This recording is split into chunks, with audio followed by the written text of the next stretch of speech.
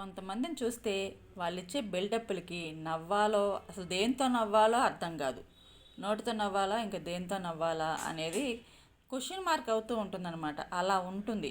తినడానికి ఇంట్లో అమ్మ బాబుకి మింగడానికి మెతుకుండదు, ఒంటి మీద సరైన కట్టుకునే గుడ్డలు ఉండవు. కానీ వీళ్ళు ఇచ్చే బిల్డప్లు సిల్వర్ స్పూన్లు కాదు, డైమండ్ స్పూన్లు ఉంటాయి. ఇంకా ఏమైనా ప్లాటినము డైమండ్ కలిపిన స్పూన్ అటువంటి రాయల్ ఫ్యామిలీస్లో పుట్టిన వాళ్ళు బిహేవ్ చేస్తారు చూడండి, యాటిట్యూడ్.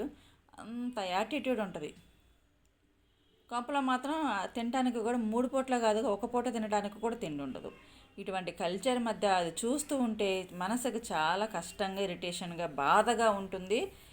ఏమన్నా మనం మాట్లాడామంటే నీకెందుకు అని అంటారు, మాట్లాడకపోతే మనకు అనవసరం. కానీ చూస్తూ ఊరుకోలేము. చూసి ఏంటిది ఇట్లాగే ఎక్కడికి వెళ్ళిపోతున్నాం ఏమవుతుందాం అని అనుకోవడం తప్ప అంతకుమించి మనం చేసేది ఏమీ లేదు కదా.